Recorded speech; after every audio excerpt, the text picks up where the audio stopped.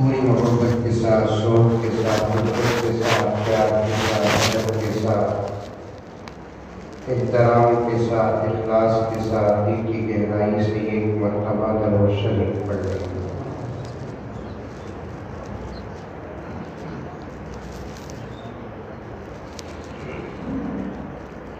एक शम्मा जला ना है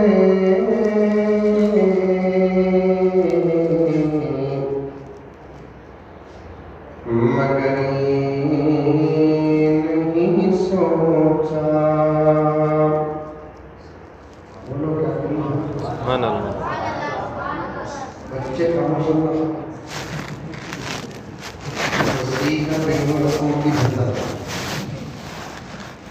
बड़ों से बात करने आए।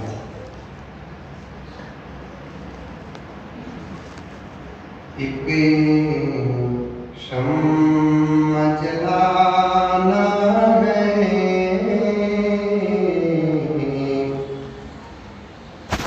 मगर नहीं सोचा।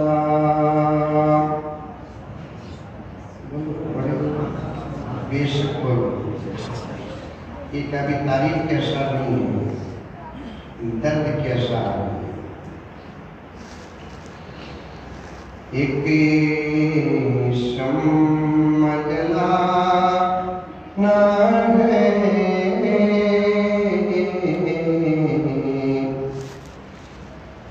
मगर नहीं सोचा। दामन भी बचाना है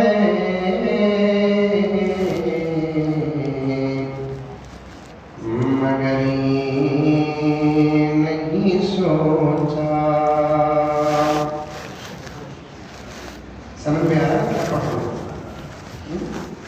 दो काम करना होगा। शेर भी पढ़ना है, शेर भी समझाना है। पुराने जमाने में एक मिसाल थी, छुड़िया मुझ खाता से ये होगा, मौज भी देना, छुड़को भी देना। अब तो और भी बुरा जमाना है, मौज भी देना, छुड़को भी देना, मुंह में भी रखना। जरे दिन के बाद चावने की तो चीज नहीं ना मौज से, मौज भी देना, छुटको भी देना, मुंह में भी रखना, जबरदस्त लकड़ी रखो, अंदर ढकलना।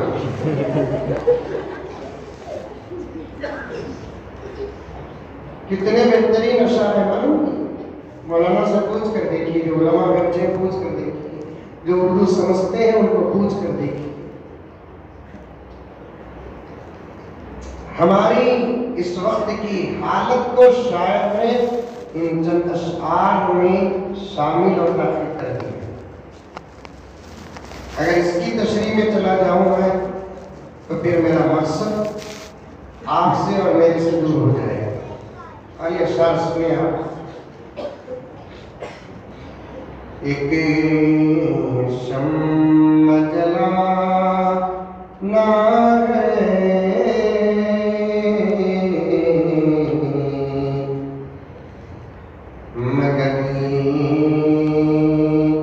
नहीं सोचा,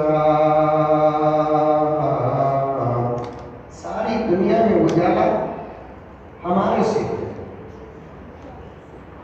अगर हम खुद अंधेरे की ताबीर बन गए तो फिर दुनिया में कोई खौफ नहीं जो दुनिया को रोशन कर सके।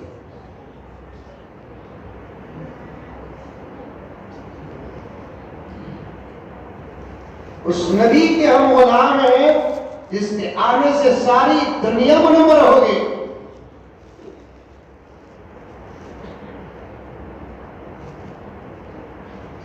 कुरान ने हमारे नबी की तारीफ किया, सिराजुम मुनीरा,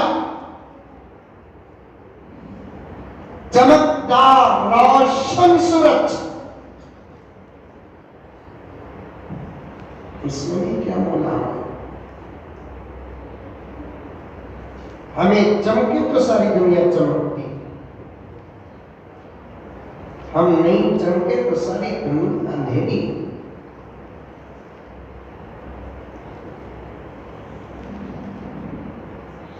एक शम्म जला ना है मगर नहीं सोचा, दामन भी बचा ना है मगर नहीं सोचा। पहले जमाने में कांटे बहुत कम थे, कांगीर काटा रहता था, कुत्ता दामन को बचाने की जरूरत नहीं थी। यहाँ दामन से मुराद हमारी अपनी जिंदगियां। बच्चों को जरा बिठा नहीं तो भेज डालो, एक दो तीन बच्चों को कोई जिम्मेदार है तो भेज दीजिए।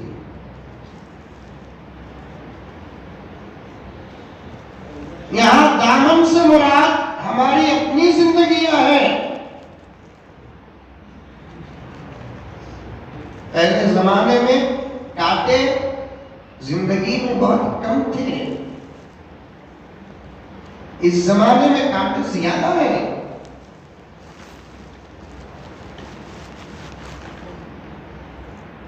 जो अपने दामन को कांटों से बचाता हुआ गुजर जाता है वही मंजिल पाता है। बोलो सुभान अल्लाह, माशाअल्लाह। क्या दोपहर को बिरयानी खानी क्या?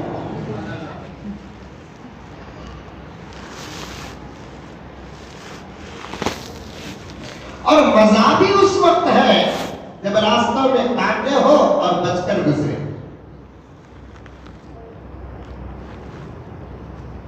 मुकाबला हो, जीत जाए।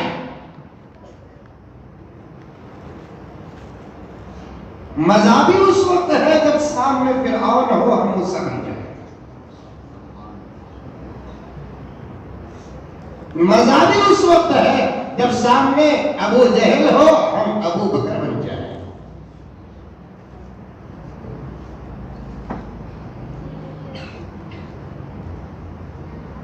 दामन से हमारी अपनी जिंदगियां मुराद।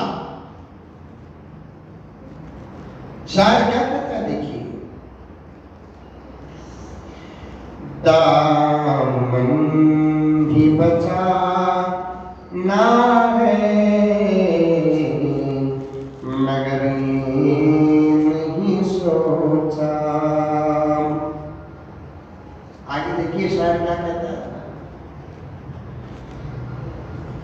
शीशे का महल आपने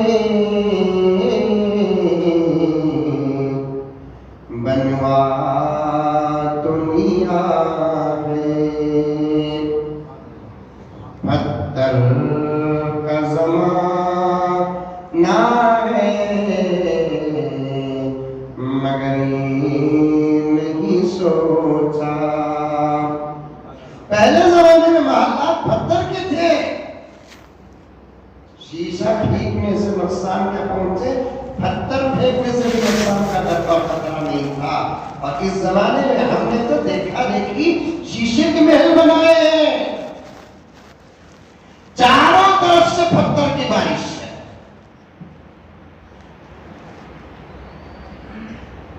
ऐसे वक्त में अक्लमंदी यही है कि जब सामने वाले के हाथ में पत्थर है तो हम भी इमारत पत्थर की तामीर करें। मैं ये अशार की मुख्तसर सी तशरीह क्यों कर रहा हूं, 5-10 मिनट अशार पढ़ने के बाद आपके सामने पेश कर दूंगा।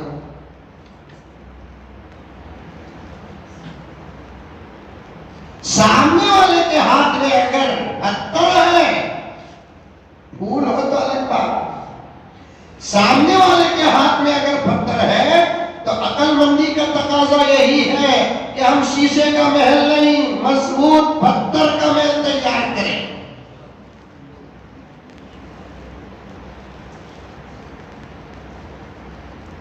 शीशे का महल बना लिए हम लोग, लेकिन दुश्मनों के हाथ के पत्थर हम नहीं समझे। आगे का शेर देखिए, बच्चों को पढ़ाना है, सब सोच रहे हैं, बच्चों को पढ़ाना है, सब सोच रहे हैं, कुरान पढ़ाना है, मगर ये नहीं सोचा। ये तो शायर का आलम किया है, बच्चों को पढ़ाने की फिक्र सबको है। आपके जमाने में दुनियावी और असली तालीम भी बच्चों को आरास्ता करने की फिक्र खत्म हो गई।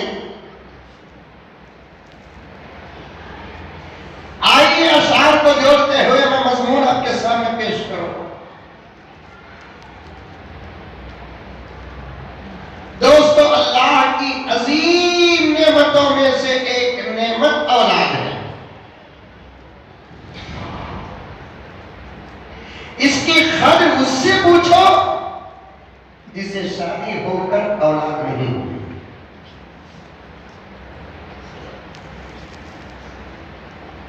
वरना शादी के मकासद में से एक मकसद औलाद है। शादी क्यों करती है? ताकि हम शादी करेंगे, हमको भी औलाद होगी।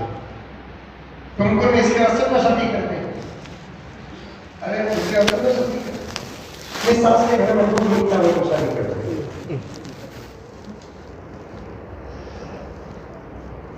किसी जमाने में मुझे एक नौजवान फोन करके पूछा था, हजरत खर्च बहुत होगा आपका घर? मैं बोला मैं क्या करूँगा?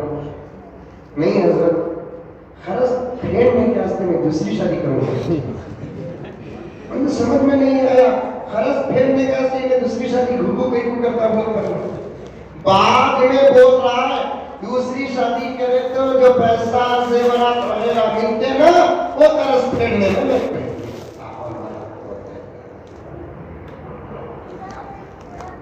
शादी के कई अच्छे मकासद हैं। एक शरीयत का अहम हुक्म अदा हो जाए, दूसरा हमारी इज्जतें बर्बाद न हो, तीसरा अल्लाह ने जो फितरत का तकाजा रखा है वो तकाजा सही तरीके से अदा हो जाए। छोटे बच्चे ज्यादा बेटी खोल कर नहीं बोलता, इशारा देखो समझ सकता, ज्यादा हमने भाग को देखो ना क्या नहीं हजरत क्या की तकाजा फिक्र बोलना।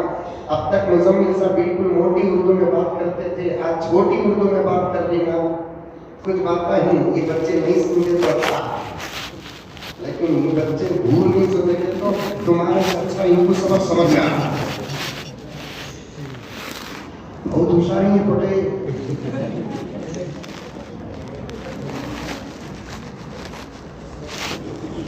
आज तक हमने मोबाइल ऑपरेट करना नहीं आता, लेकिन पूरा मोबाइल की नस्लों को मालूम है। कितना छपा कर रखे थे बिल्ला, पता नहीं मैं कैसा खोल लेता हूँ, ऐसा खोल लेती बोलकर बच्ची। इशारा दे रहा हूं, शादी के मकसद पहले बता दूं मैं आपको, शादी का उन्वान नहीं, पहला मकसद अल्लाह अल्लाह के रसूल का हुक्म अदा हो जाए।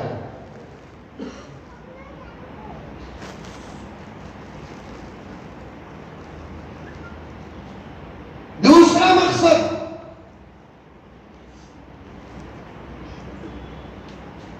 अल्लाह ने हमारे अंदर जो फितरी तकाजा रखा, दूसरा मकसद इज्जत की हिफाजत हो जाए। अहसनुल फर्ज आसुल बसर।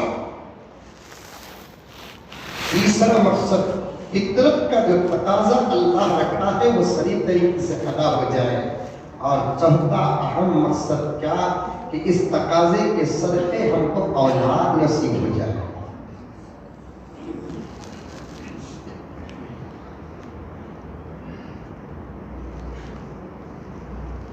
पहले के तीन मकसद हमारे जहन में है कि नहीं है मैं ये नहीं कहता, लेकिन चौथा मकसद तो हर इंसान के जहन में है।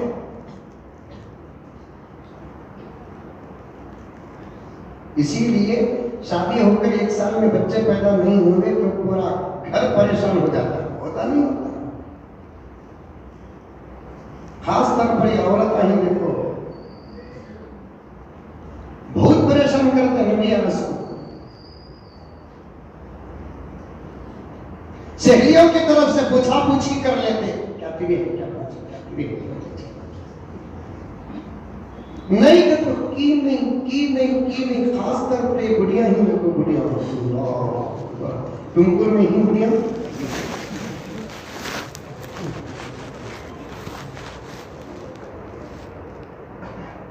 औलाद अल्लाह की अजीम नेमतों में से बड़ी नेमतों में से अहम नेमतों में से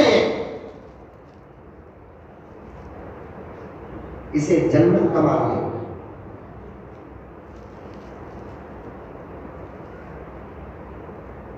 इसे जन्नत की बात नहीं, जानवरों में बच्चे जन्म।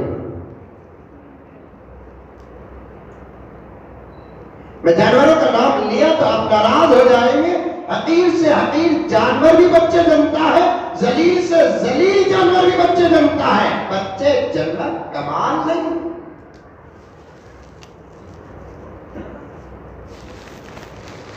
अगर बच्चे जन्नत कमाल होता तो हमारे से ज्यादा बाकमाल लफ्ज पेश कर रहा हूं, बुरा नहीं समझना, समझाने के लिए पेश कर रहा हूं। बच्चे जन्नत कमाल है तो हमारे से ज्यादा बाकमाल सुपर होता, इसलिए कि हमें साल में 2 साल में 3 साल में एक जमते हैं, वो जानवर तो 16 जमता।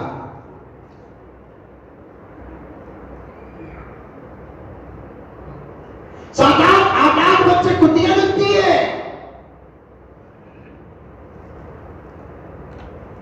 महीने भर अंडे देती है मुर्गी, बाद में कुड़ुक बैठती है तो 15-15 बच्चे अंडों से निकलते हैं। कमाल किसका है? उनका, हमारा। अरे बोलो रे बाबा, हमें तो इतना कितना बच्चा मिलते, इतना कितना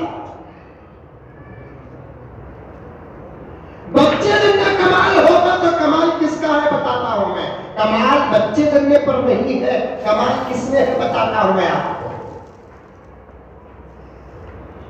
वक्त नहीं है मेरे पास, पहले से मैं शर्त पेश करके आया हूं। एक जबरदस्त काम है मुझे बेंगलोर में, मुझे जाना है। मौलाना कलंदर साहब दामद बरकातहू उनसे खास सा ताल्लुक है, और जनाब आलम साहब तो ऐसे हैं जो मुझ पर हुकूमत करते हैं।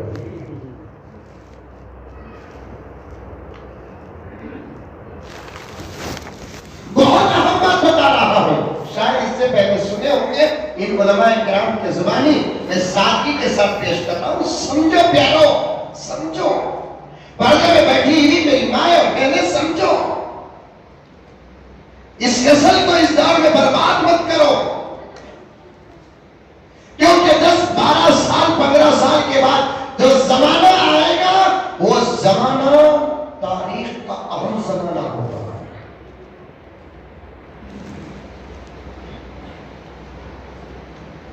उलमा बैठे हैं, तवज्जो चाहता हूं, ये इशारे आप हजरात बहुत अच्छे तरीके से जानते हैं।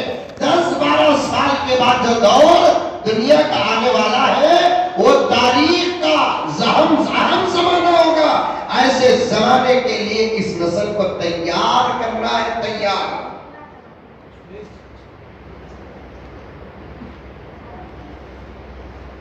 दूसरी कौमों को छोड़ो, और दूसरी कौम तरक्की पर है तो वो उनके मजहब का, उनके मजहब की तरबियत नहीं। आज एक इस्लाम को, मुसलमान को छोड़कर मैं डंके की चोट में कहता हूं, बुजुर्गाने दीन, मसाजिद के जिम्मेदार, अहम हजरात, कान खोल कर सुने इन बातों को। दुनिया की दूसरी तमाम कौमें एक इस्लाम और मुसलमान को छोड़कर इस वक्त तरक्की पर है तो वो उनकी मजहब की तरबियत नहीं है, वो उनके मजहब की तालीम नहीं है, हमारी नकल है, हमारी नकल। हमें छोड़े और पकड़े, हमें गाफिल थे और खर्चा करे, हमें सो गए वो जाग गए।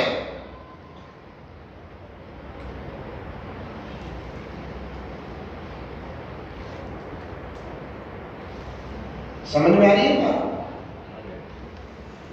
वरना सिर्फ 150 से 200 साल पीछे जाकर देखो, किसी कौम के अंदर आलिम हाफिज, तो वो हमारी बात नहीं है, किसी कौम के अंदर खुदा की कसम कोई जबरदस्त साइंटिस्ट नहीं था, थे तो हमारे थे। 150-200 साल पीछे जाकर देखो, किसी कौम के अंदर कोई जबरदस्त डॉक्टर नहीं था। जितने हकीम और डॉक्टर थे वो हमारे अपने थे।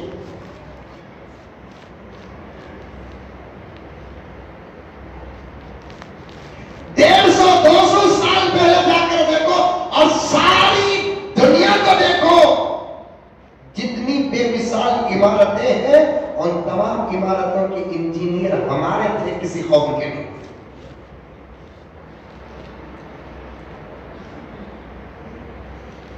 डेढ़ सौ 200 साल पहले जाकर देखो, खुदा की कसम जबरदस्त लॉयर्स थे तो वो हमारी कौम में थे, किसी कौम में ऐसे जबरदस्त लॉयर नहीं थे।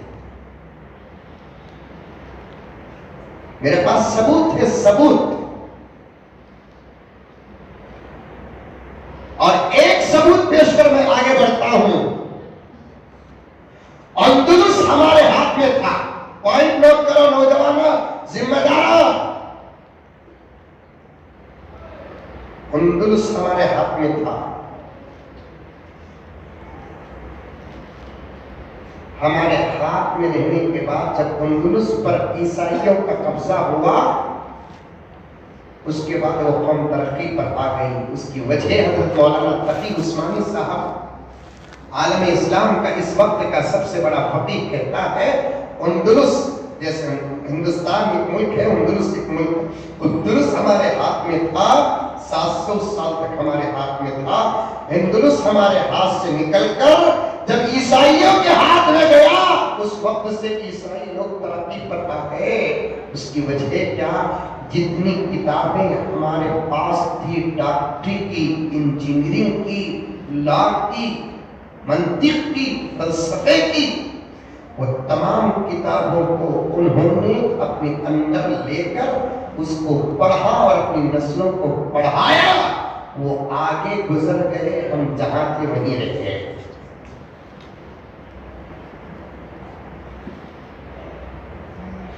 वरना मेरे रब की कसम, फिर मैं वो जुमले दोहराता हूं ताकि बात मजबूती के साथ आपके जहनों में उतर जाए। किसी कौम में ऐसे हकीम नहीं थे, किसी कौम में ऐसे डॉक्टर नहीं थे, किसी कौम में ऐसे साइंटिस्ट नहीं थे, किसी कौम में ऐसे लायक नहीं थे जो लायक, जो डॉक्टर, जो साइंटिस्ट हमारे को थे।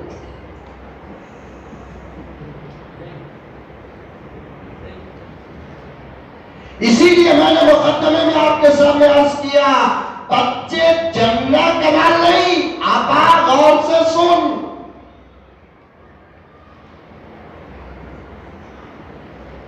बच्चे जमना अगर कमाल की बात होती तो फिर जानवरों के कमाल के सामने हम सूरत भी दिखाने के लायक नहीं होंगे। एक एक वक्त में 15-15, 16-16 बच्चे, एक एक वक्त में 20-20, 25-25 अंडे। मेंढक मानो, मेंढक, अरे मेंढक असल में मेंढक वो हमारे यहाँ की जुबान वैसी हजरत, तुम्हें क्या भी परेशान हो। मेंढक कौन बोला उन्हें? जब पूरी कौम सो जाती उन्हें टरटरा और बेकार का टरटरा। ऐसे मेंढक का हमारे कौम में भी होती है।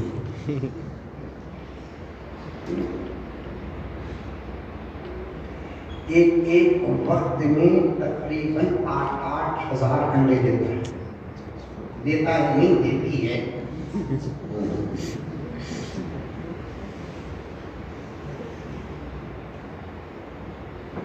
कमाल उसका हमारा।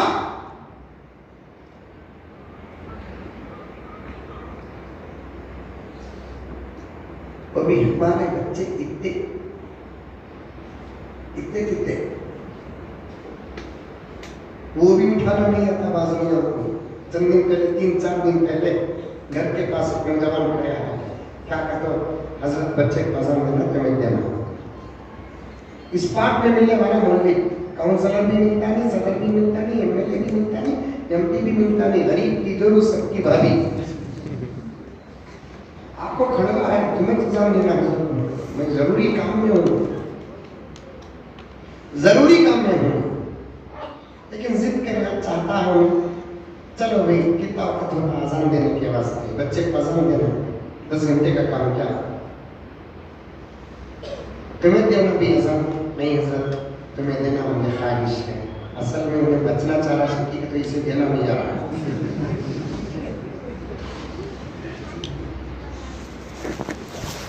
ख्वाहिश तुम्हें देना। बेटे को बाप से ज्यादा बेहतर और खुलूस के साथ कौन अजान देगा?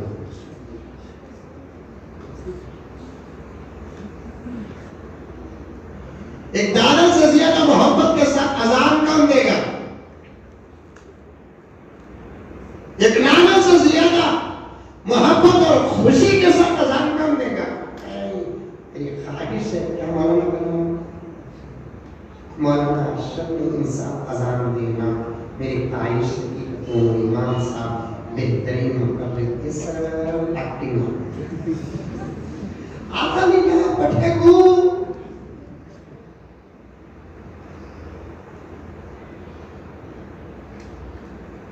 इधर से भी जिहालत मौलाना, इधर से भी जिहालत, दीन के इल्म से भी जिहालत है, दुनिया के इल्म से भी जिहालत है।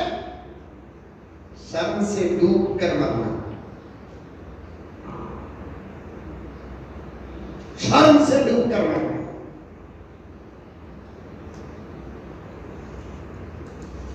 अच्छी बात है, होटल में गया, अजान दिया, देने से पहले बच्चे को लाख मंजे दिए। मैंने बच्चा को उठा के, वो आदत है अच्छा, मैंने भाना को उठाया, भांजिया को उठाया, भांजों को उठाया, ये बच्चा को उठा को खिला को पिला कर सब आदत है। कैसा उठाना बच्चे को, शेफ्टी से उठाना, सब अल्हम्दुलिल्लाह बच्चों से जिसे प्यार होता है उन्हें बच्चों का हक भी अदा करता है। अब उन्हें लाकर मैंने बच्चे को दिया, कैसा ला को दिया मालूम, उन्हें वहां से लेकर यहाँ लाए तक मेरी जान ऊपर की ऊपर ही गई। चलेला का आगे साले को घोड़ी सलामी ला सकता बोले गुरु साला सलामी लेकर आ सका, ऐसा ले लेकर आना। मैं बता रहा तू आने को मैं चाहता हूँ, तेरा बच्चा की किसका बच्चा की क्या की अपनी जगह पर, लेकिन है तो हमारे कौम का, अब भी चाया है, ऐसा उठा लेकर आना। मंजिल को दिया, मैं ऐसे उठाया, आराम से ऐसे उठाया। बच्चा प्यारा था, तारीफ करना, बच्चे प्यारे चलते हैं, खूबसूरत होते हैं, बड़े होने लंगड़ू बदलता है। छोटे बच्चे बचपन में बड़े प्यारे लगते हैं, लड्डू के सब माशाअल्लाह खूबसूरत लगते हैं, बच्चा अच्छा बना। अब मुझे बोल रहा हूँ आसान दिया हो सकता मैं बच्चे को गोद में रखता हूँ, मैं कैसा आसान मैं बच्चे को गोद में रखने को मैं कैसे आसान नहीं हूँ। उन्हें लाने वाला मामू था बच्चे का, पापा मुझे बुलाने को गया, मैं बोला तुम्हें कपड़ों जी को तो मैं बोल रहा है मन जा आता हूँ बच्चा चला कैसे मन जा आता नहीं हजरत बच्चा को उठाना। ऐसे ही टुमकुर में भी ही बच्चा को उठाना आता नहीं कहते, फिर क्या आता, डुबाना आता। एक 2.5 किलो के बच्चे को नहीं उठा सके। एक कमाल अल्लाह ताला फितरत में औरत को अता किया। 12-13 साल की बच्ची को शादी करो, जब वो मां बनती है तो बच्चे को संभालना उसकी फितरत में रहता है। अभी कितने किलो का बच्चा हमारा, बच्चे पैदा करना कमाल नहीं प्यारो, बच्चे पैदा करना कमाल होता तो फिर जानवरों के सामने हमारा एतबार ही नहीं, तादाद में भी उनसे पीछे, वजन में भी उनसे पीछे। हमारा बच्चा 3 किलो का, 3.5-4 किलो का किसका भी बच्चा होगा, दादा मोटा हो जाता कैसा है, अब भी गबरू। देखो ये मेरा बच्चा पोता पहलवान गबरू, 3.5 किलो का। अल्लाह अकबर। आदमी का बच्चा स्टार्टिंग 250 किलो का होता है, 150-200 किलो का होता है। तो बच्चे पैदा करना कमाल नहीं, कमाल किसे कहते हैं, बच्चे पैदा करने के बाद उनके पूरे हुकूक अदा करने। जानवर भी हक अदा करते हैं, कब तक, 1 महीना 2 महीने, 6 महीने, 3-4 महीने बस। और क्या हक अदा करते हैं, उनकी हिफाजत करते, उन्हें चुनकर खाने तक उनके खाने का इंतजाम करते। जब उनको पर आ जाते हैं, वही जमने वाली माँ ठोंग मारकर उड़ा देती है, वही पैदा करने वाला जानवर लात मारकर भगा देता है। अब तो काबिल हो गया, खुद खाने के लायक बन गया, निकल जाना से। लेकिन इस्लाम और इंसान इस बात की इजाजत नहीं देता। तुम्हारे बच्चे हैं तो इनके पूरे हुकूक अदा करो। क्या हक अदा करना, बचपन में इनकी हिफाजत करो, इनके खाने पीने का इंतजाम करो। ये हुकूक तो पूरे जानवर करते हैं, लेकिन ये हक ऐसा है जो तुम्हारी बराबरी में कोई जानवर आ नहीं सकता, वो है अपने बच्चों को तालीम और तरबियत से आगाह करो। कोई जानवर अपने बच्चे को, अभी दीन की तालीम की तरफ मैं नहीं आया, वो बात में रखो, वक्त है तो आपके सामने बयान करूंगा, लेकिन दुनियावी तालीम को मैं पहले पेश करना चाहता हूं। कोई जानवर अपने बच्चे को डॉक्टर बनाया? कोई जानवर अपने बच्चे को इंजीनियर बनाया? कोई जानवर अपने बच्चे को लायर बनाया? नहीं बनाया। क्यों? ये उनकी जिम्मेदारी नहीं है, वो जानवर है, हैवान गैर नातिक है। उनका मकसद क्या? पैदा होना, खाना, जीना, मरना, कोई ज़बा हो जाए तो मर जाए, उनका वही मकसद है। लेकिन इंसान का वही है, इंसान के लिए हुक्म दिया गया, मुसलमान के लिए हुक्म दिया गया, तुम जब बच्चे को पैदा करना चाहते हो या बच्चे को पैदा करो तो फिर उसके हुकूक भी अदा करो, बल्कि अल्लाहु अकबर कबीरा, कुर्बान जाओ इस्लाम की तालीम पर कि अभी बच्चा पैदा होता नहीं, उस वक्त से अल्लाह के नबी अपने होने वाले बच्चों की हिफाजत का सबब देखिए। कैसे कैसे? हलाल खाओ, इसलिए कि तुम्हारा खाना खाने के बाद 2 चीज बनता है, माफ करना 3 चीज बनता है। तुम्हें बिरयानी खाओ, तुम्हें सादा चावल खाओ, तुम्हें दाल खाओ, तुम्हें गोश्त खाओ, तुम्हें नॉन वेज खाओ, तुम्हें वेज खाओ, क्या भी खाओ, पेट में जाने के बाद वो 3 चीजों में बदल जाता है। एक वो ग़िज़ा जिसका एक हिस्सा गोश्त में बदल जाता है, दूसरा हिस्सा खून में बदल जाता है। ये 2 चीजों से बदलने के बाद जो चीज बाकी रह जाती है वो गिलाज़त बनकर बाहर निकल जाता है। और सुनो, ये गिलाज़त बेकार चीज है, गोश्त तुम्हारे लायक है, लेकिन जो ये खून है ना, ये बहुत कीमती चीज है। क्यों? इसलिए कि ये खून जितना ताकतवर होता है, इस खून के अंदर एक चीज पैदा होती है, उस चीज को मनी और नुतफा कहते हैं, उस चीज को स्पर्म कहते हैं, और औलाद बनने का यही चीज सबब बनता है। तुम हलाल खाकर खून बनाओ, क्योंकि इस खून से मनी बनेगी, इस खून से नुतफा बनेगा, इस खून से स्पर्म बनेगा और उससे बच्चा बनेगा। तुम अगर हराम खाओगे तो फिर तुम्हारी औलाद नालायक बन जाएगी, अगर तुम हलाल खाओगे तुम्हारी औलाद लायक बनेगी। कहां से तरबियत शुरू होती है? देखो, समझ में आ रही है बात? इसीलिए औलिया फरमाते हैं, जिस बच्चे के लिए 4 मकाम अच्छे मिल जाते हैं, वो बच्चा कभी बर्बाद नहीं होगा। ये अपने बाप की पीठ, क्योंकि खून पूरे जिस्म में रहता है।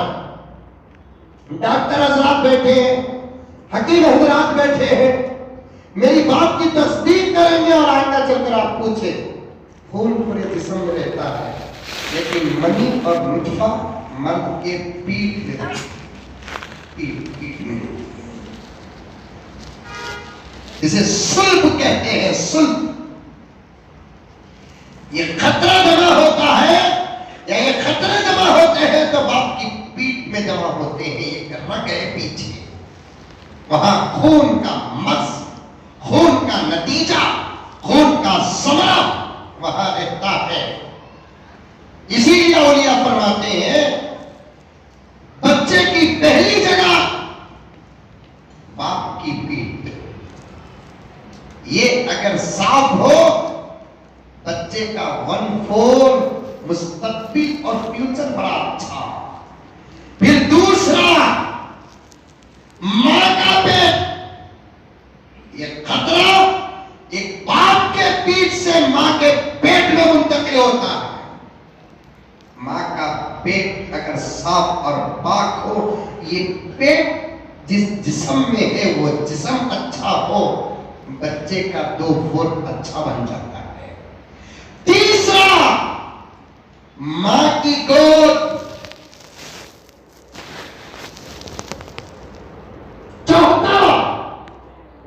बच्चा जिस माहौल में पैदा होता है, जिस घर में पैदा होता है, वो घर का माहौल अच्छा हो तो बच्चा तकरीबन कामयाबी की पहली मंजिल को छू लेता है। आज हमारी नस्लें जो बर्बाद है, उसकी वजह क्या? इनका मुकद्दमा बर्बाद है। नाराज न होना, मैं सबको नहीं कहता,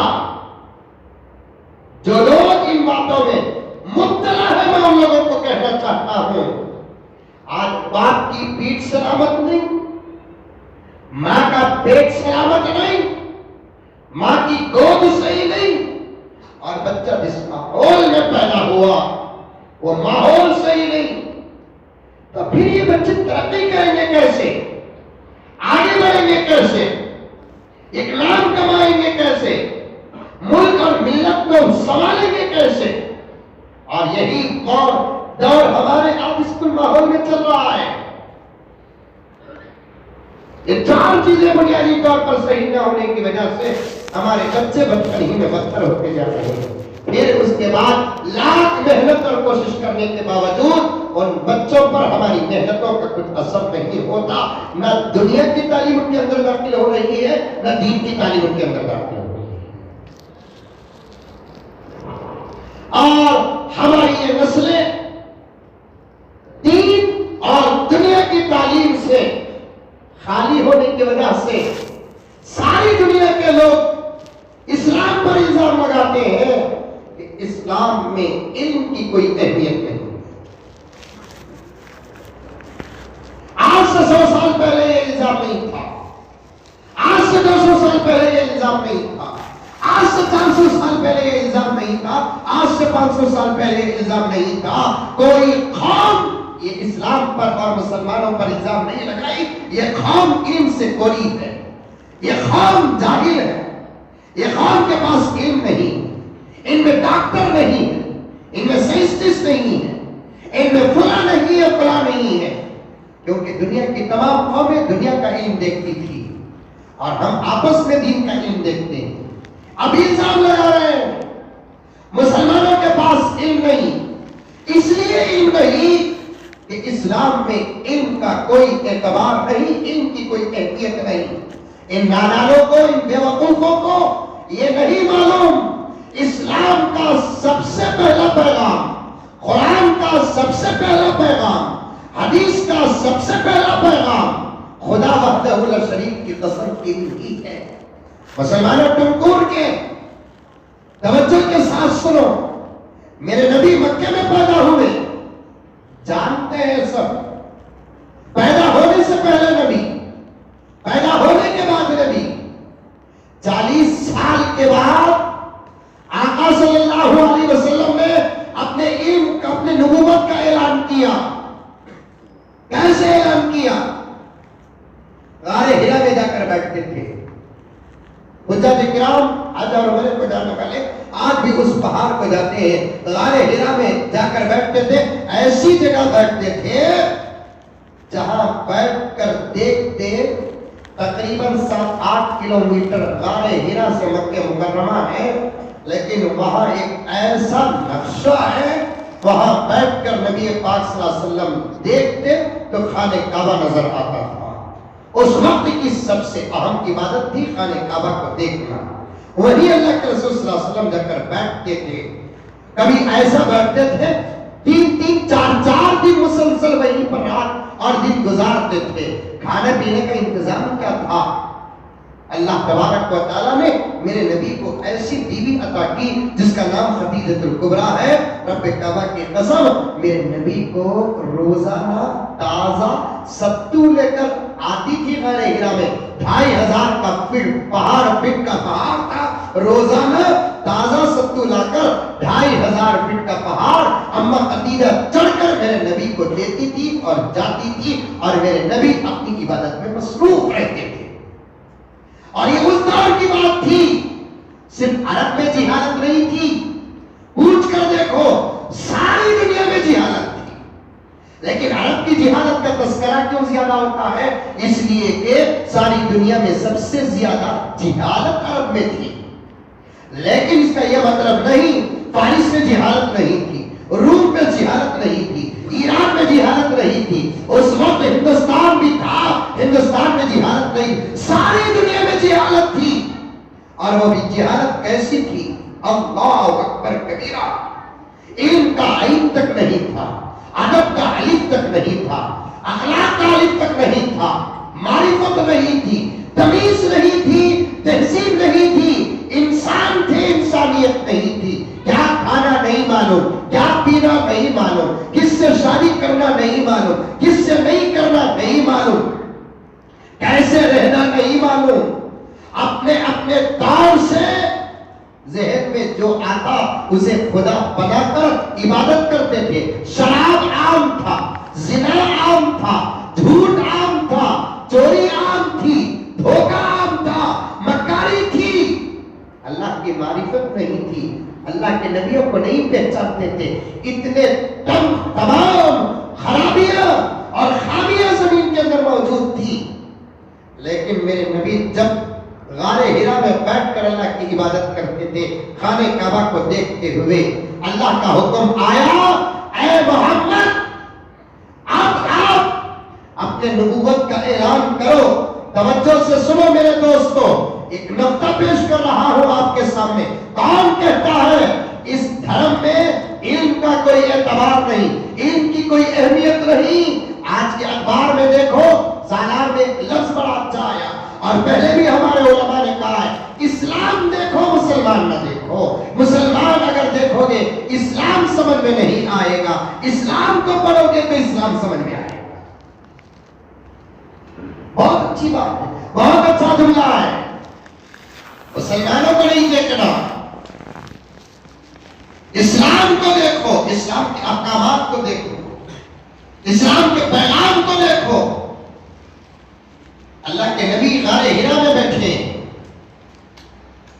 हुक्म आ गया अल्लाह की तरफ से, हुक्म लेकर आए हजरत जिब्रील, क्या ऐ मोहम्मद सल्लल्लाहु अलैहि वसल्लम, अब आप अपनी नबूवत का ऐलान करो।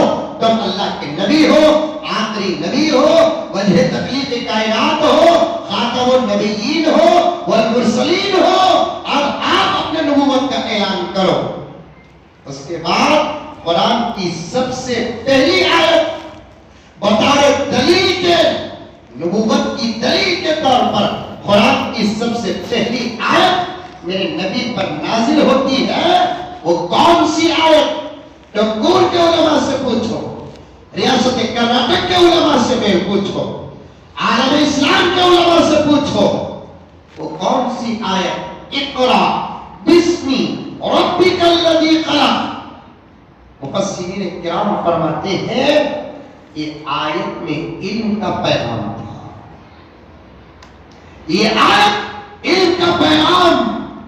भाई अरब में शराब थी, शराब की मुमानत उतरना था, अरब में जिना था, जिना की मुमानत उतरना था, अरब में कुफ्र था, कुफ्र की मुमानत उतरना था, अरब में शिर्क था, शिर्क की मुमानत उतरना था, अरब में अदब नहीं था, अदब का कोई पैगाम उतरना था, अरब में अखलाक नहीं थे, अखलाक का कोई पैगाम उतरना था, अरब में बेटियों को जिंदा दफन करते थे, जिंदगी की कोई पैगाम उतरना था।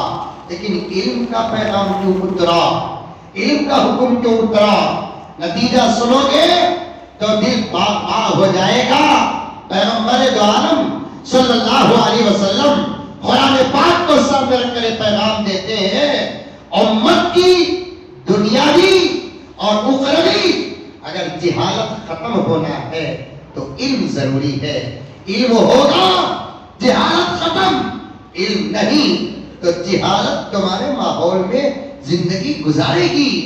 आज वो इल्म से हमारा रिश्ता दूर है, असली तालीम से भी हमारा रिश्ता दूर है, दीनी तालीम से तो बहुत दूर है, असली तालीम से भी दूर है।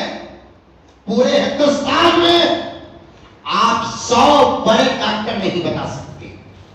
मैं पहले असली तालीम आपके सामने पेश कर रहा हूं, बाद में दीनी तालीम पेश करूंगा। 10, 15, 20, 25 मिनट का वक्त दीजिए मुझे, पूरा हक अदा करना नहीं चाहता मैं, और उसकी वजह भी बताऊंगा मैं, उसके असबाब बताऊंगा मैं। आज बहुत सीरियस बनकर, क्योंकि उन्वान बहुत सीरियस है, वो पेश कर रहा हूं मैं आपके सामने। पूरे हिंदुस्तान में मुझे माफ फरमाए, मेरी बात अगर गलत हो जाती है तो मेरे लिए खुशी की बात है कि पूरे हिंदुस्तान में 100 बड़े डॉक्टर मुसलमान नहीं बता सकते। पूरे हिंदुस्तान में 100 बड़े लायर हम नहीं बता सकते। पूरे हिंदुस्तान में 100 बड़े, पूरी दुनिया में नहीं, पूरी दुनिया में नहीं, इस वक्त सिर्फ हिंदुस्तान में। आधा घंटा पहले बोला नहीं मैं, अच्छे अच्छे डॉक्टर हमारे पास थे, अच्छे अच्छे लायर हमारे पास थे, अच्छे अच्छे इंजीनियर हमारे पास थे। हकीम अजमल था, मालूम नाम सुने? अरे हिंदुस्तान की आजादी के आखिरी मलहरे के ये सब अलम बरदार है। अल्फाज गौर से सुनना, हिंदुस्तान की आजादी के आखिरी मरहले के ये अलम बरदार है, शुरू से नहीं आखिरी दौर के जबरदस्त अलम बरदार, आजादी के मुजाहिद, और थे भी डॉक्टर हकीम। उस जमाने में डॉक्टर लफ्ज बहुत कम, हकीम हकीम जबरदस्त। ये हकीमा का दौर ही चलता था, बहुत अच्छा चलता था। डॉक्टर के दौर के हमारे जैसा मरीजा ही मरने से पहले मर जाए। मैं हमेशा दुआ करता हूँ, अल्लाह बकरा बना को खसी के हवाले कर दो, मरीज बना को डॉक्टर के हवाले करने को। आजकल के डॉक्टर अल्लाह पर, उनके भी डॉक्टर साहब बैठे रहे, नाराज हो लोग को कुछ लगे तो अच्छा, अल्लाह का छिए तो छिया ने बोलते थे पहले जमाने में। आपके इलाके में मिसाल है कि नहीं है मालूम नहीं, हमारे यहाँ बोलते थे छिए तो 6 आने। उस जमाने में 1 आना, 2 आना, 3 आना, 4 आना। हम ना 4 आने मालूम, 8 आने मालूम, तुम ना मालूम, ये बच्चा को नहीं मालूम। ये बच्चा को 10 रुपए, 20 रुपए, 50 रुपए, 500, 2000, 2000 का तो याद आया, आपको मालूम होगा कि हजरत 2000 का इंतकाल हो गया। इन्ना लिल्लाह लग को पढ़ो हजरत, इन्ना लिल्लाह सबर का फल होता है, उसी पर फिर वापस आ सकती है। हमें चाहते भी यही है कि फिर क़यामत तक कभी 2000 पैदा ना हो। समझ में नहीं बात है? क्या हुकूमत कर रहे हैं? 6-7 साल के अंदर 2 मरतबा नोटा बदले तो मुल्क तरक्की करता है।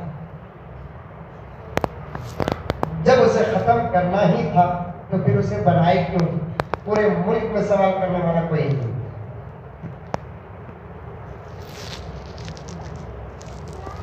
जब 1000 की नोट को खत्म करे तब भी कोई मालदारों का नुकसान नहीं हुआ। 2000 को खत्म करेंगे तब भी मालदारों का नुकसान नहीं होगा। होगा तो नुकसान गरीबों का होगा, और इन पैसों का नहीं होगा, उनकी राहत का नुकसान होगा।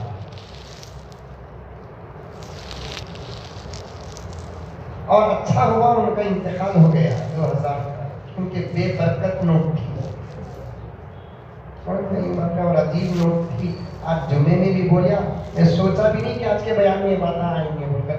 अजीब नोट थी वो, एक तो बरकत से खाली 2000 रुपये रखे रहे, 50 रुपए की चीज कहती हुई लेको, ये 2000 रुपये देखो, 1000 ने उसको 50 रुपये वापस किए।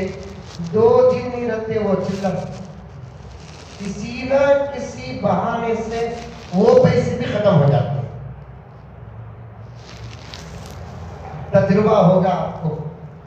मैं तो हमारे मस्जिद वालों को तो साफ बोल दिया, अरे 2000 की नोट तनख्वाह में देना ठीक है, तो तुम्हें देरी से तनख्वाह में मैं पूरा महीना चलाना, और ये नोटा पूरा महीना चलने देते नहीं। ये तो बेबरकत नोट है। दूसरा वो नोटा की कलर कैसा है, कभी भी जेब में रखो भीगे पूरे जेब का कलर डाउटफुल हो जाता। घर को गए तो आपा डाउट करती कौन आता है, कहाँ अभी गई नहीं जी, सीधा मस्जिद को गए, मदरसे को गए, बाजार को गए दोस्तों के साथ। नहीं तुम्हारे कपड़े बताए कि मैं कहाँ की जा पाए की कहते मोदी जी है ना, होटा को लगाने की डाली नोटा को लगाने।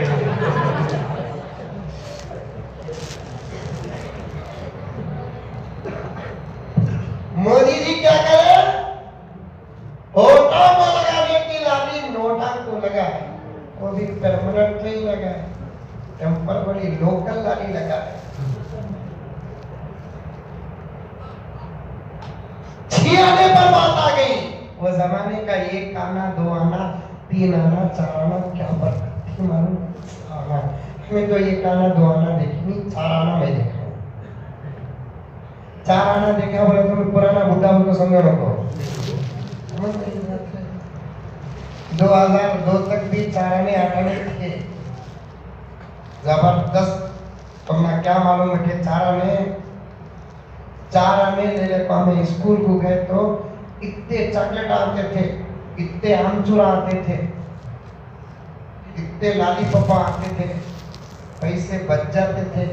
वो साथ भी मामू 8 आने दे डाला, भांजा 10 मर्तबा 10 पपिया देता था। 8 आने,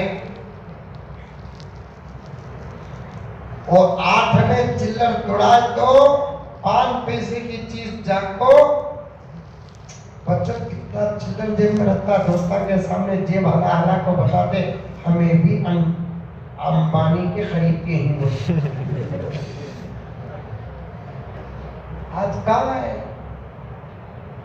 10 रुपए दिए तो बाबा को घूर को देखता, 10 रुपए देखो बाबा पूछता की भाई तक घूर को देखता, घूर को देख रहा हूँ बाबा, किस्मत पर रो रहा हूँ, अल्लाह दादा को तुम्हारे पेट में मुझे पैदा करना। 10 रुपए, हम ना ईद की ईद ही नहीं मिलती थी, 10 रुपए।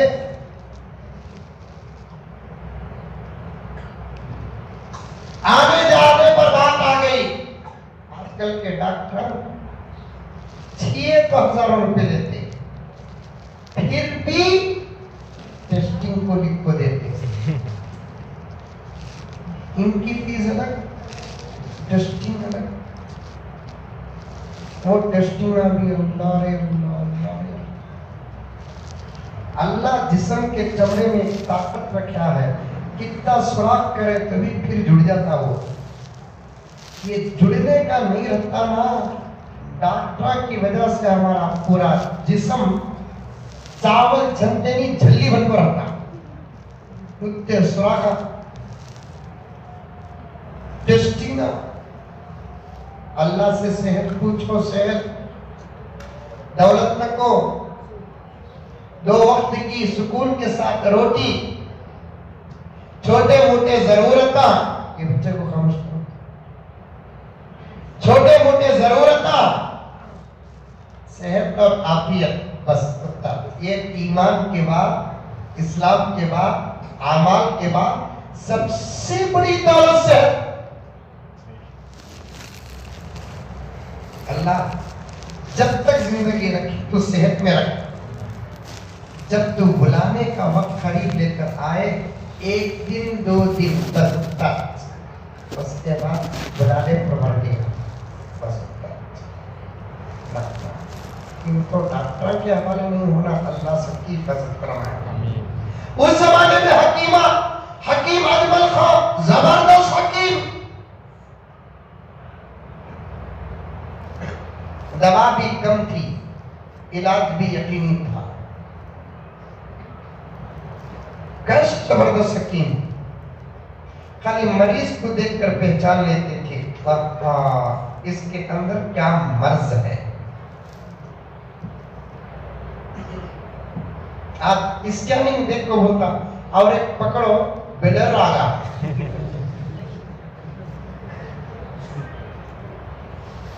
और एक पकड़ो बिलर आ गया है, अरे चलना नहीं चल रहा है, उनकी भी हालात है बाबा,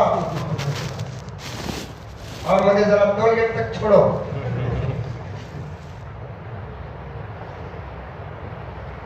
ठीक है, तो मौलवी साहब हक बोले तो किसी को बर्दाश्त नहीं होता,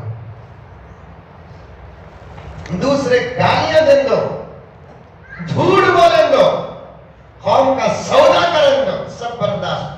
मौलवी साहब कुरान और हदीस को सामने रखकर अल्लाह रसूल से डरकर हक बोले तो हर किसी को बर्दाश्त नहीं होता। ला हौल वला कुव्वता इल्ला बिल्लाह। अगर उलमा भी हक ना बोले तो इस जमीन में दूसरी जमात नहीं है जो आपके सामने हक बयान करे।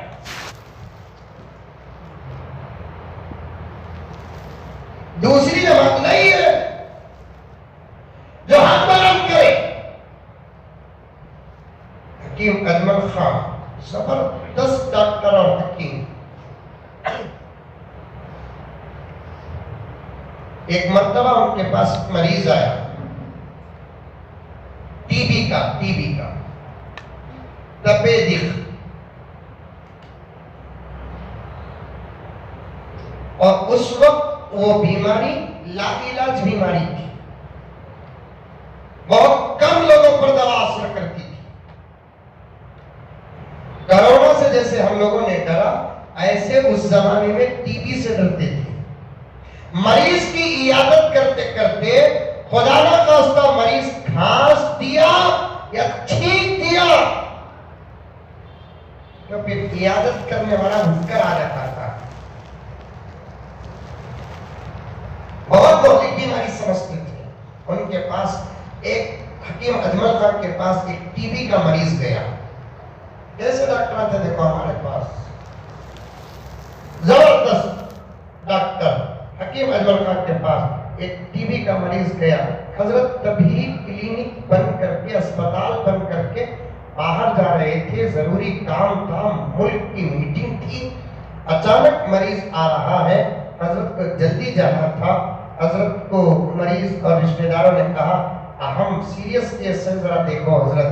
हकीम अजमल खान ने कहा कि नहीं मैं बहुत बिजी हूँ।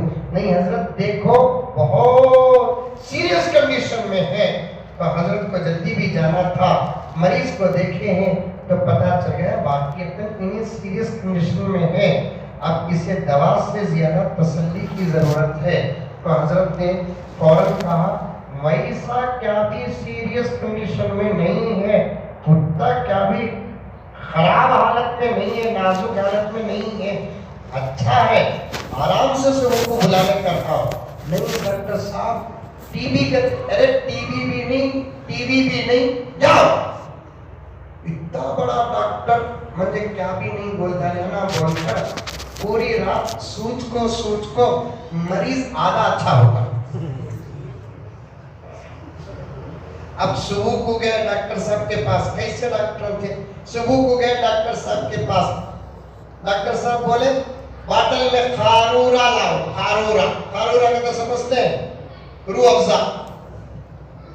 खारूरा का तो पेशाब रे बाबा, पारसी में बोलते उसे खारूरा। बोतल में पेशाब लाओ। बोतल में मरीज का पेशाब पकड़ कर लाए, हजरत हलाए। उस जमाने में थर्मामीटर, टेस्टिंग, लेबोरेटरी, फला नहीं। डॉक्टर खुद क्या करता, हकीम खुद क्या करता, किसी उंगली को डुबाकर जुबान की नोक से ऐसे चखता और पेशाब की तेजाबी को महसूस करके समझ जाता कि मरीज का कंडीशन क्या है। अब उस टीबी के मरीज के पेशाब के बोतल में हकीम साहब उंगली ऐसे डाले, ऐसा पूरा मीठा चूसे लगा चूसे। मरीज परेशान, मरीज के रिश्तेदार परेशान, बाजू जो कंप्यूटर खड़ा था उन्हें तो और परेशान होगा। दुआ कर रहा था अल्लाह यहाँ से मसला खत्म कर दा, वरना हकीम साहब मंजे भी चूजो बोले तो भाई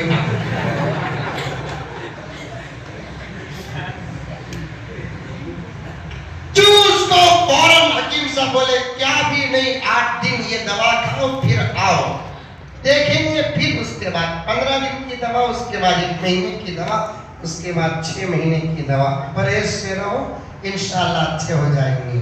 खुश को मरीज चला गया, इफाका मिल रहा था, लेकिन ये कंप्यूटर जो था गुलाम नौकर, उसकी परेशानी खत्म नहीं हुई। उन्हें हकीम साहब से बोले, हकीम साहब एक काम करो, उसे जो दवा दी है ना जरी तुम्हें भी खाओ, क्योंकि बीमारी ट्रांसफर हो गई। ऐसे डॉक्टर के साथ बेमिसाल लाया थे। आज हमारे नस्लों की जिंदगी हमें बर्बाद कर रही है, न दीन का बना रहे हैं न दुनिया का बना रहे हैं। वरना हकीकत ये है कि सारी दुनिया में हमारे अंदर ही ये ताकत है कि हम हमारे बच्चों को दीन का भी बना सकते हैं, दुनिया का भी बना सकते हैं।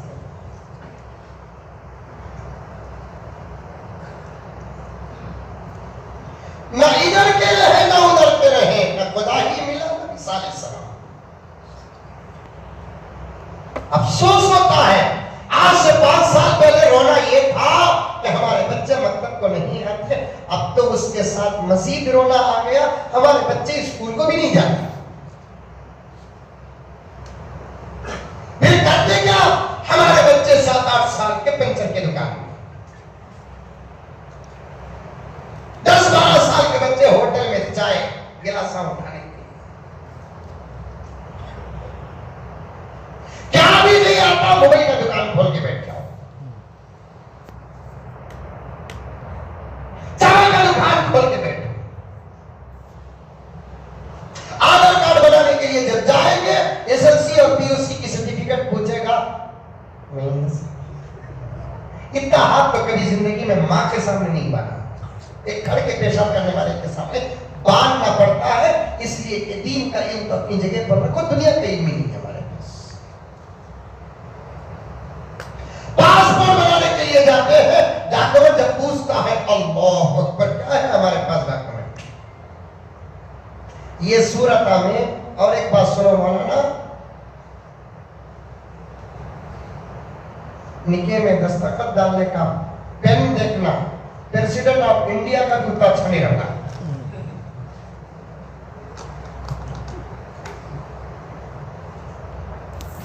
निकाह में दस्तखत डालने का पेन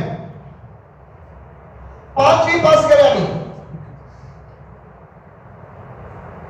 5वीं पास करा नहीं, निकाह में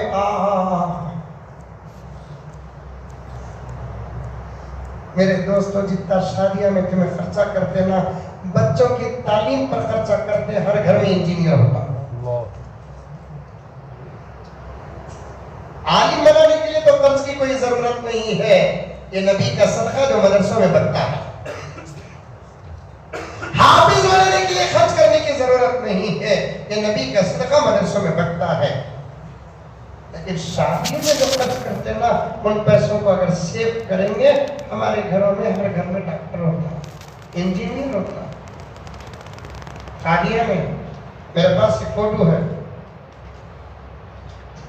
वक्त रहा तो जाते जाते आलम भाई को दिखा रहा हूँ, नहीं तो उनको फॉरवर्ड करता हूँ। शादी के वजह से जा रहा से घोड़े में बैठता, कारा का 2 व्हीलर का जमाना रख ले, कोई घुघू घोड़ा में बैठता है। इलियास और हसन ने हाथ में तलवार, नौशों के जिहाद को जा रहा है, लड़ने का भी इलाज है कि मोहब्बत का इलाज, दीवाने पागल, नौशों के हाथ में तलवार। और एक बात सुनेंगे तो और हंसेंगे, टीपू सुल्तान की म्यूजिक।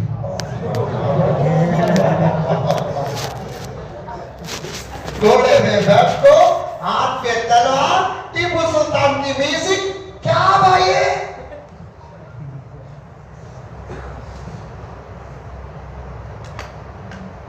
एक निकाह पड़ गया, नौशो ऐसा ड्रेस पे लेकर आया, उसके जिस्म के वो क्या कहते हैं, शेरवानी या वास्कोट क्या पहना था कि बराबर शेरवानी, शेरवानी के कंकर बाबा मेरे चेहरे को ऐसा मार रही,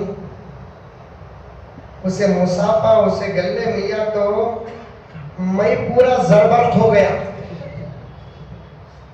निकाह पूरा पढ़ाया हजरत, निकाह भी पूरा पढ़ा के आजकल डाउट कर रही है दुनिया। मुझे एक नौजवान फोन करके पूछा, हजरत पहचाने क्या बोलकर? मैं बोला नहीं ना बा, मेरा निकाह तो मैं ना पढ़ा सारे घुघू ऐसे 500 निके पढ़ा दिया मैं। मैंने किसका निकाह मैं क्या पढ़ा? मुझे क्या मालूम?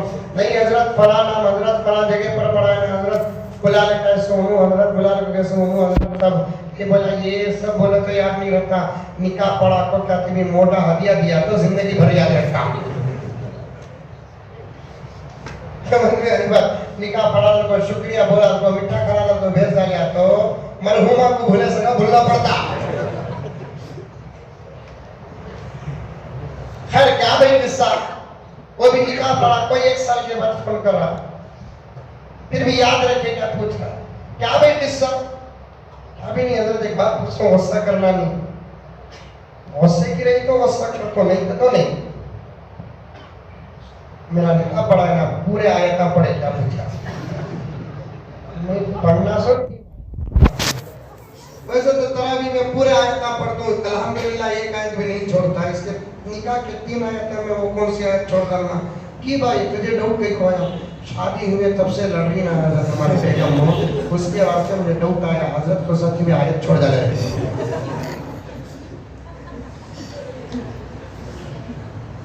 जबरदस्त निकाह पढ़ाया मौलाना।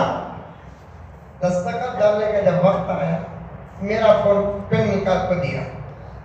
बस अरे नहीं नौशो का फोन अलग है, बोल को नौशो का पेन बेहतरीन टट्टे में पूरा तो भैया थोड़ा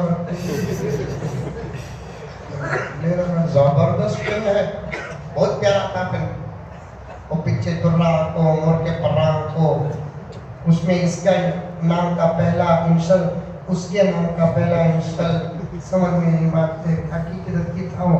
उसके बाद उन्हें निकाल को दस्तखत डालिया। मैं सोचा बाकी यतन नौशो भी अच्छा है, शादी भी अच्छी है, पेन भी अच्छा है, अब देखना दस्तखत कैसा है। दस्तखत डालिया हजरत, अल्लाह की पना पूरा करना क्या माप आगा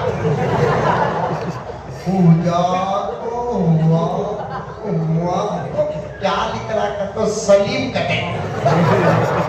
सलीम लिखने के वास्ते अकबर खबर में खड़ा पड़ा।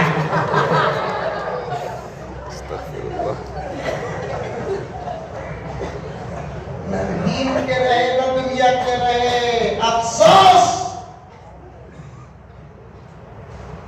इस दौर की हमारी हालत को देखकर दुश्मनाने इस्लाम हमारे ऊपर इल्जाम लगाते हैं, ये उम्मत का चेहरा ही जिहालत का है।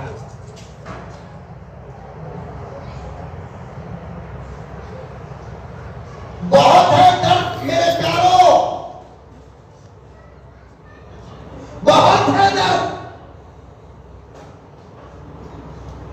3 वक्त खाने के बजाय 2 वक्त खाओ, लेकिन इन बच्चों को दीन और दुनिया के इल्म से आरास्ता करो।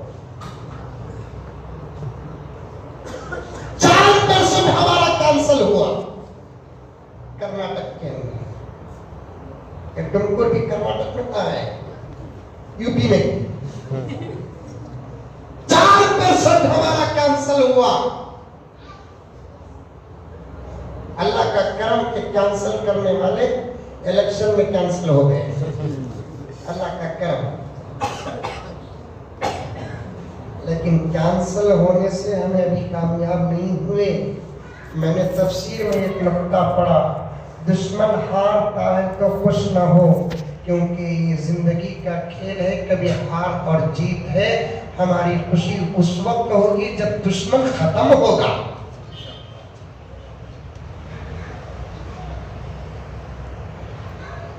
हारते ही दुश्मन इतना खुश हो गए, जो पार्टी नहीं आई बैठी तो इतना खुश हो गया, अब आगे वो हमला का हाँ सिद्धरा मैं इसका फुप्पा, डीके इसका चिच्चा। मैं कोई भी पार्टी का नहीं बाबा, मैं सेकुलर में इतनी भी खुशी मनाओ लोगों, हर एक से हमने धोखा खाया है, हर एक ने हमको डसा है, हर एक ने हमारा गलत इस्तेमाल किया है। बस बड़े के मुकाबले में छोटा आया, जाहिर के मुकाबले में बातिन आया, कुछ राहत मिली, लेकिन हमारी जिंदगियों का मुहाफिज कोई सीएम पीएम नहीं, हमारी जिंदगी का मुहाफिज अल्लाह तबारक व तआला।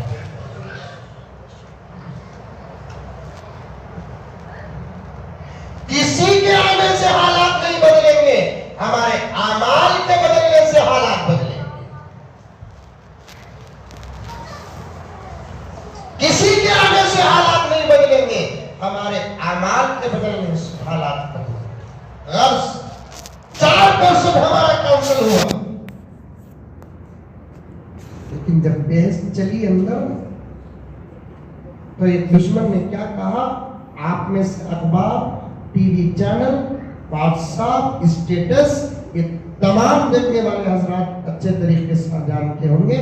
एक दुश्मन ने कहा, जिस कौम के 7-8 साल के बच्चे पंचर की दुकान में काम करते हैं, उस कौम को 4% रिजर्वेशन की जरूरत क्या?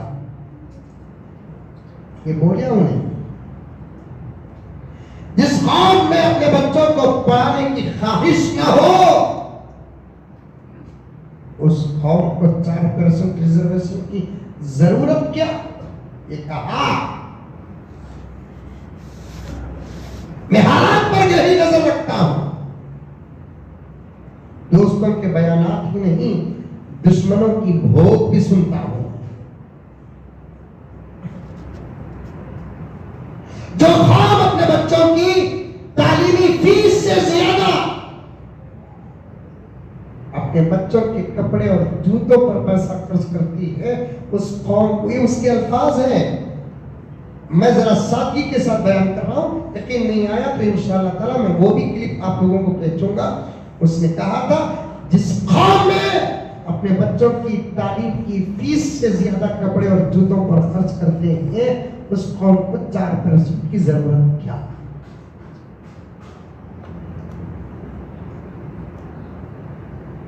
और उसने कहा,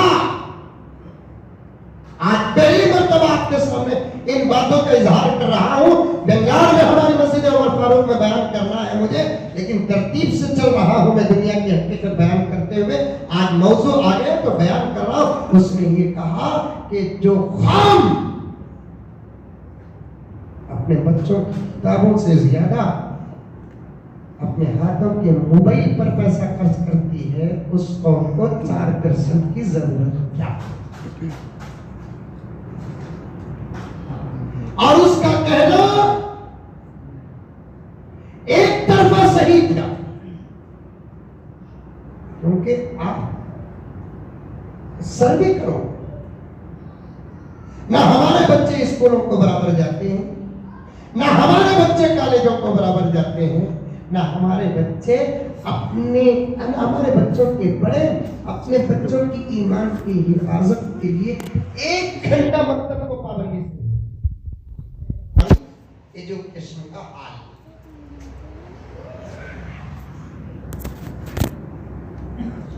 क्या इस्लाम ने असली तालीम हासिल करने से मना किया? किसी मौलवी का बयान बता दो, या कुरान की आयत या तफसीर का कोई लाइन बता दो, या नबी की कोई हदीस या हदीस की शरह बता दो।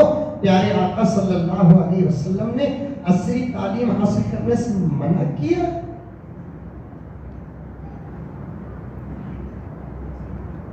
न 1 घंटा मकतब को भेजते हैं। अभी हमारी मस्जिद के सदर साहब, इस मस्जिद के सदर साहब इतने दर्द के साथ आकर, मोहब्बत के साथ आकर कह रहे हैं कि हजरत अभी हमारे मस्जिद के मकतब में 300 बच्चों का दाखिला भी नहीं हुआ, जबकि अल्हम्दुलिल्लाह ये मोहल्ला पूरे टुमकुर के मुसलमानों का सबसे बड़ा मोहल्ला है। तकरीबन 2-2.5 हजार बच्चे मोहल्ले में हैं, अभी 300 बच्चों का दाखिला नहीं हुआ है। ये दीन की तालीम का हाल है।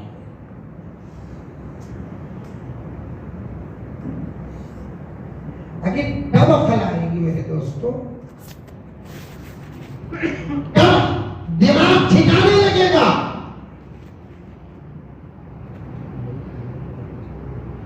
हम जैसे चाहते हैं मिंबर के बाजू बैठकर मुसल्ले के पास बैठकर कहता हूं, खुदा को गवाह बनाकर कहता हूं, उसकी जात की कसम खाकर कहता हूं कि हमारे दिलों में जो अरमान है कि हमारे बच्चे हाफिज आलिम हो, हमारी किसी तरीके से हमारे कौम के बच्चे डॉक्टर और लायक भी हो। अस्पताल को जाता हूं तो रोता हुआ आता हूं, और मैं जितनी दुआ से की ईमान की हिफाजत की बात करता हूं, उतनी दुआ तो मैं अल्लाह के पास कोई और करता भी नहीं, क्योंकि अस्पतालों को जाने के बाद मैं देखता हूं कि हमारे कौम की औरतें इलाज के लिए जाती है तो मजबूरन गैर मुस्लिम डॉक्टर के पास बैठना पड़ता है।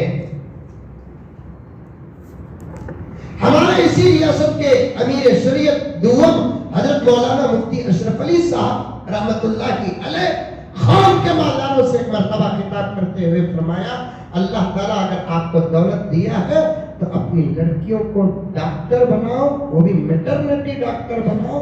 सबसे बड़ा मसला उम्मत का इलाज का यही आकर खटकता है।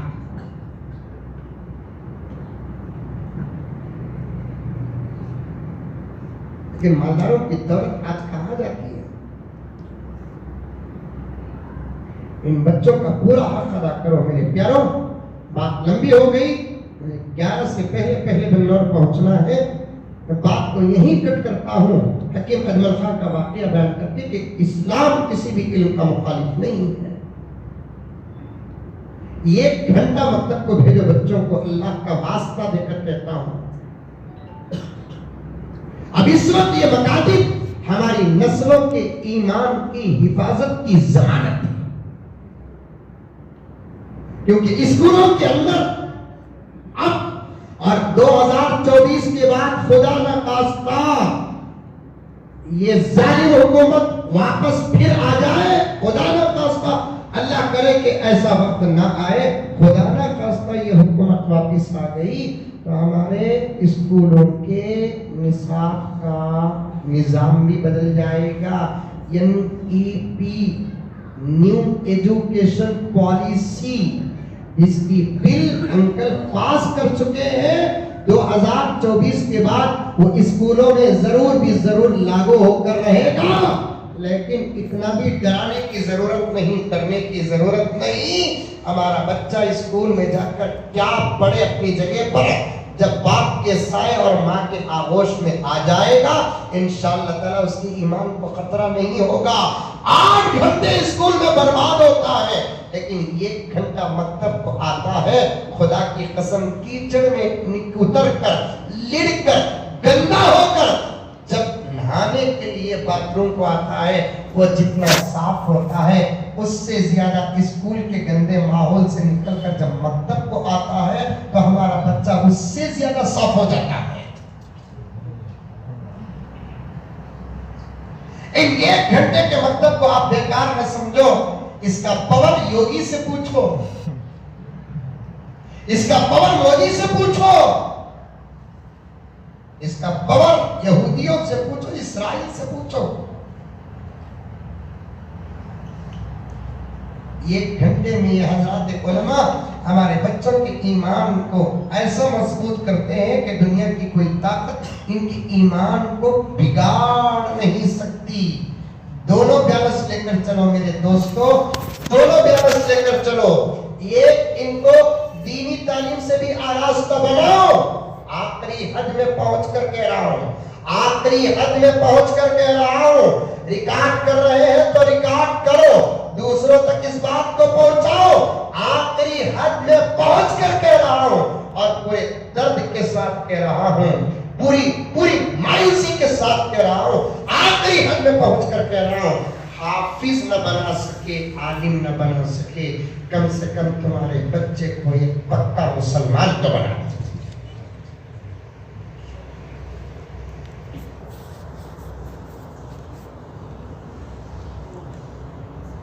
आखिरी हद है जो मायूसी के आलम में पूरे दर्द के साथ आपके सामने कह रहा हूं। हमारे इलाके, हमारे शहर, हमारी रियासत, हमारे मुल्क का एक बच्चा भी कुरान न पढ़ा होगा,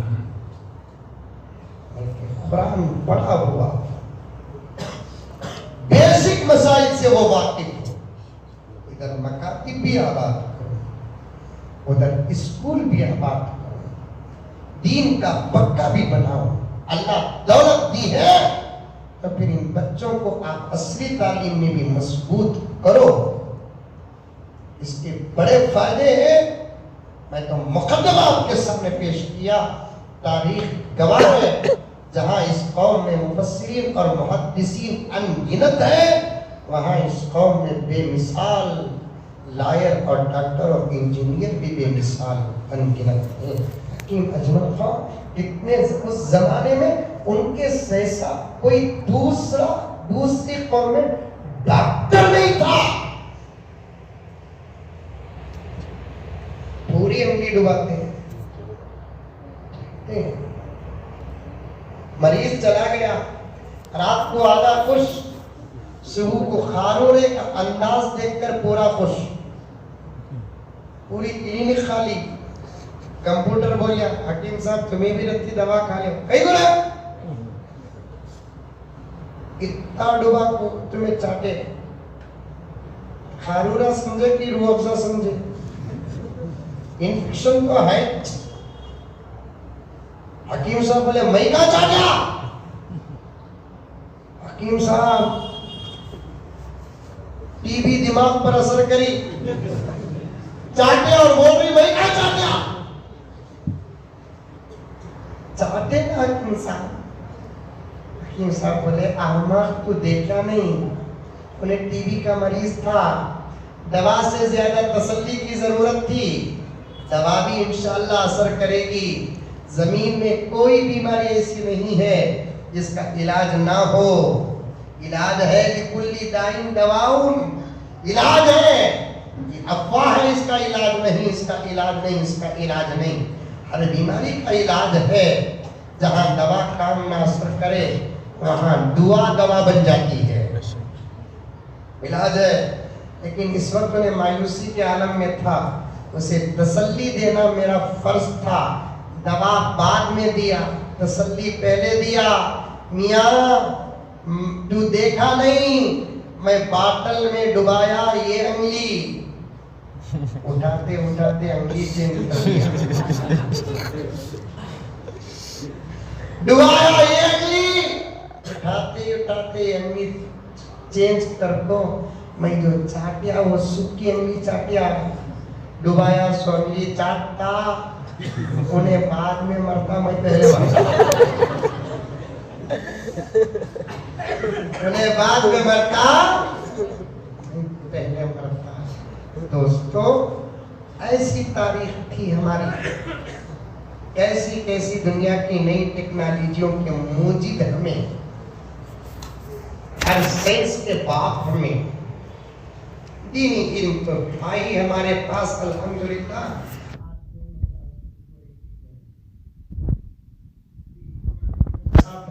ये दर्द भी पेश कर रहे थे और एक दर्द भी पेश कर रहे थे। शायद आजाद नेशनल हाई स्कूल कोई है, मौलाना आजाद, वो कॉलेज बनी हुई, इधर बाजू बनी हुई। हमारी कौम के बच्चे पढ़ने के लिए गवर्नमेंट अटैच कि नहीं। और एक सबसे बड़ा हमारा मसला ये है, जहां फीस ज्यादा लेते हैं हम समझते हैं वहां तालीम अच्छी है, जहां फीस कम है हम समझते हैं वहां तालीम नहीं है। ये दिमाग बदलो। तालीम का फीस से कोई ताल्लुक नहीं है। जो लोग तालीम को फीस के साथ जोड़ते हैं, इधर वाले देने वाले हो या लेने वाले हो, वो तालीम पर मेहनत नहीं करते, तालीम का सौदा करते हैं। अल्लाह अब ये की हिफाजत फरमाए। अपने बच्चों को मकतब भी भेजेंगे इंशाअल्लाह ताला, स्कूल भी पढ़ाओ। आइंदा चलकर हालात बहुत बुरे और खराब आने वाले हैं, फिर भी डरने की कोई ज़रूरत नहीं। अल्लाह बहुत बड़े हैं।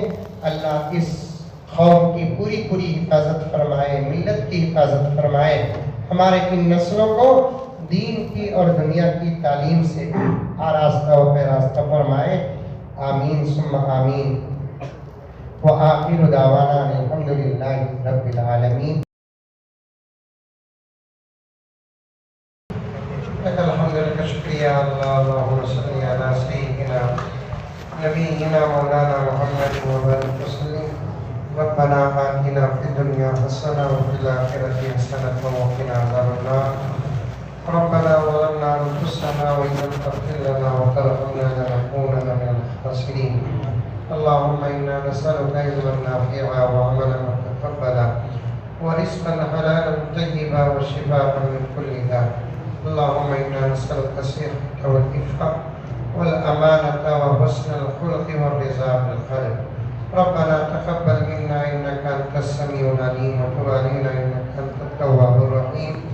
सल्लल्लाहु तआला अला खैरिल ख़ल्क़ि मुहम्मदिन व आलिहि व अस्हाबिहि अजमईन बिरहमतिका या अरहमर राहिमीन। वल्हम्दुलिल्लाहि रब्बिल आलमीन।